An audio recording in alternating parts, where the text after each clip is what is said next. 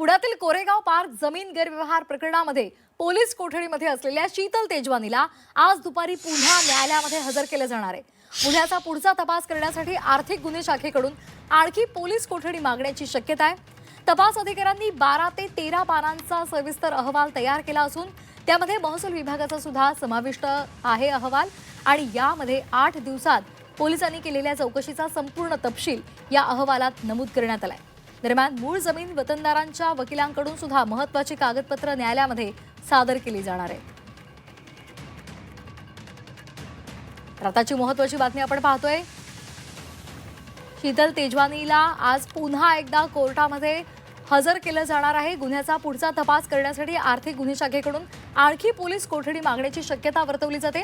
अधिक माहितीसाठी जाणार आहोत आमचे प्रतिनिधी निलेश खरमरे यांच्याकडे। निलेश, काय वाटतं, काय होईल आज कोर्टामध्ये? किती दिवसांची पोलीस कोठडी मिळू शकते?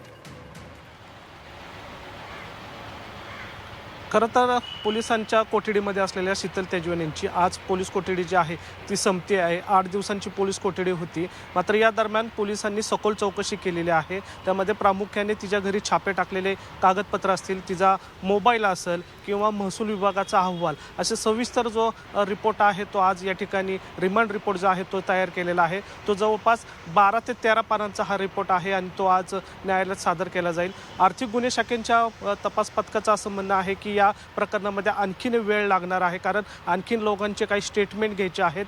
शीतल तेजवानींनी ज्या लोकांसोबत आर्थिक व्यवहार केलेला आहे त्याची बँक डिटेल्स जे आहेत ते मिळवण्यासाठी त्यांना आणखीन कालावधीची मागणी ते करणार आहेत। अंदाजे 5 दिवसांची त्या पोलीस कोठडीची मागणी या ठिकाणी करू शकतात। जर शीतल तेजवानीला जर कोठडी नाही मिळाली तर या प्रकरणामध्ये दुसरा गुन्हा जो दाखल झालेला आहे पिंपरी चिंचवडमधले, ते पोलीस आता शीतल तेजवानीचा ताबा या ठिकाणी घेऊ शकतात। त्यामुळे आता दुसऱ्या प्रकरणात म्हणजे शीतल तेजवानीला पिंपरी चिंचवडचेही पोलीस या प्रकरणामध्ये चौकशी करण्यासाठी ताबा घेणार आहेत। मात्र आता या सुनावणीमध्ये पोलिसांकडून पूर्ण तयारी झालेली आहे आणि महत्त्वाचं म्हणजे या प्रकरणामध्ये जे मेन वतनदार जे आहेत ते मूळ मालक जे आहेत त्यांचे जे मृत्यू झालेले कुळमुक्तीपत्र आहेत ते या ठिकाणी आता कोर्टात सादर होण्याची शक्यता आहे, कारण 28 लोकांचं कुळमुक्तीपत्र जे आहेत, मात्र ते लोक या ठिकाणी आता मयत आहेत आणि त्यांचा पुरावा आता न्यायालयामध्ये सादर केला जाईल, जेणेकरून शीतल तेजवानींनी जो व्यवहार केला आहे तो ऑटोमॅटिकली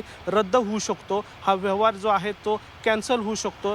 त्या अनुषंगाने आता वतनदारांचे जे वकील आहेत त्यांनी ही कागदपत्रे जी आहेत ती तयार केलेली आहेत आणि आता ती दुपारी न्यायालयासमोर हजर करतील। मात्र या ठिकाणी रिमांड कॉपी जी आहे ती 12 ते 13 पानांची पुणे पोलिसांनी या ठिकाणी तयार केल्याची माहिती जी आहे ते वरिष्ठ अधिकाऱ्यांकडून मिळालेली आहे। त्यामुळे आता दुपारनंतर या सुनावणीमध्ये काय होतं हे पाहणं महत्त्वाचं असणार आहे। साहजिकच आहे, पोलिसांना आणखीन तपास करण्यासाठी पोलिसांनी आता 5 दिवसांची पोलीस कोठडी मागण्याची शक्यता या ठिकाणी वर्तवली जाते। त्यामुळे आज कोर्टामध्ये नेमकं काय होणार आणि आणखी किती वाढीव पोलीस कोठडी तिला मिळते हे पाहणं सुद्धा महत्त्वाचं ठरणार आहे। धन्यवाद दिलेल्या सविस्तर माहितीसाठी।